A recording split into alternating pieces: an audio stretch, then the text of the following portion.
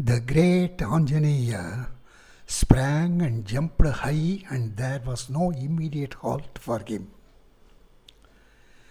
The huge trees with their flowery branches were uprooted, and as if pasted with his body, rose with him and travelled like relatives who accompany their guests while giving farewell. After some time, they all, without a grip on the speeding Hanuman, with a great roar came back.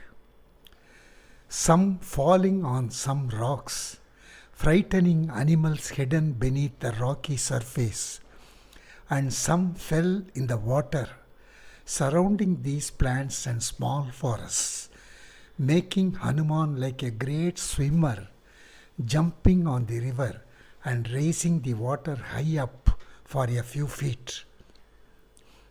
Anjaneya's aim was to reach out of the pulling of the great powers that surround the earth's atmosphere. Vayuputra Anjaneya knows jumping across the ocean is not a formidable task.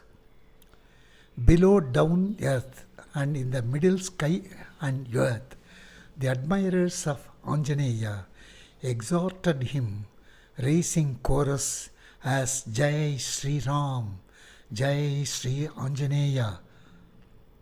Lord Anjaneya could hear them in spite of his racing towards the Vayu Mandala.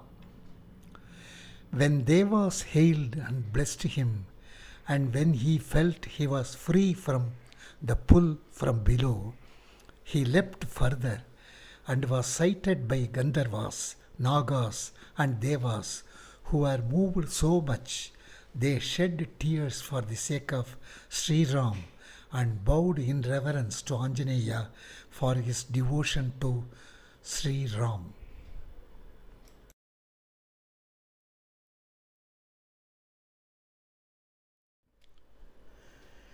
Sri Anjaneya stood in the sky and made a survey of the sky as well as the earth.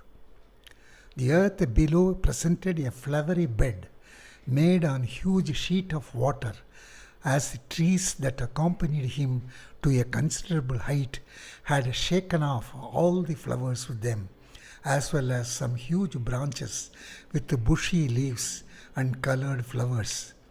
But Anjaneya was in haste. He thought of Sri Rama, who is grieving for Sita. Lord Hanuman could not stop his tears.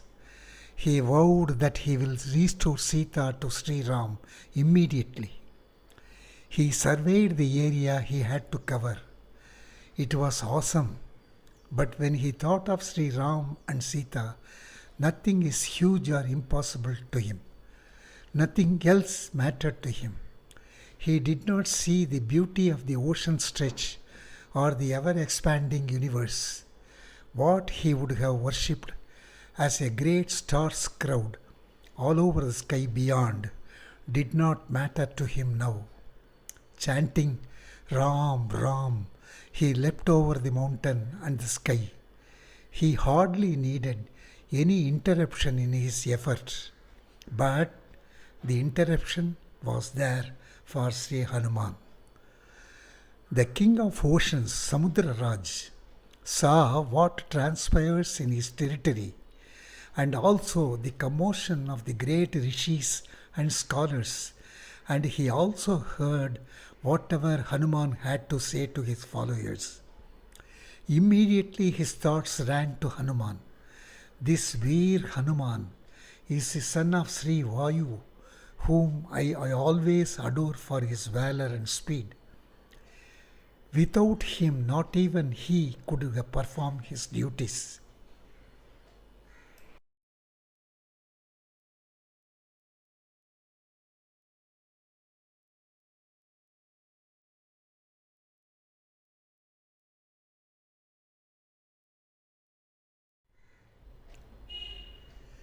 Hanuman started his flying over the sea. Looking at the space below, he could see wherever he went The ocean rose above for several feet height after being absorbed by the speed and force of Lord Hanuman. It looked as though he carried the clouds in his wings like the king of birds carries huge prey. Whenever he goes beyond the clouds and comes over them, he appeared to be a sun covered by dark clouds and coming out of it. Observing this, the rishis and scholars exclaimed, Hanuman, you will succeed in your effort. Whoever saw Hanuman, their eyes filled with tears for the affection he had for Sri Ram.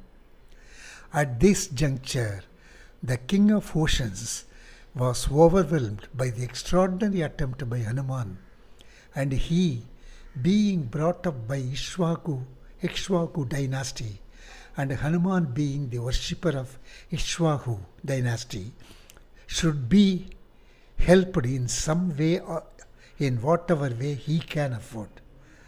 I am duty bound to do it. If I fail, the entire universe will not forgive me. Thinking this way, King of Oceans at once called Hiranyanabha, the king of mountains, who is hiding beneath the ocean. The king of mountains immediately appeared out of the ocean. Samudraraj addressed him, Hey king of mountains, you are serving us by blocking the Badala Loka, preventing the inhabitants like Rakshasas from Badala Loka from raising their heads and coming to cause us problems. I know you are a capable king who can either grow horizontally or vertically, thus blocking any interference from any quarters to us.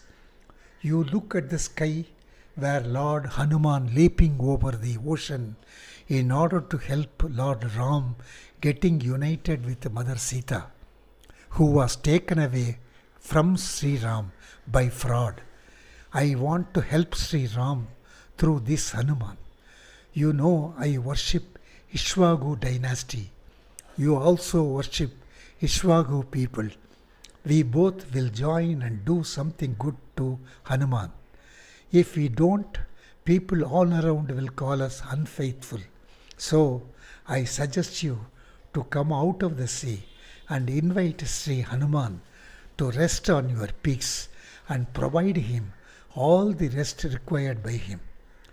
O Hiranyanabha, you have been worshipped by Devas and you are the fittest person to entertain Hanuman with some eatables and provide comforts for some sleep. Will you please do it? Asked Samudraraja.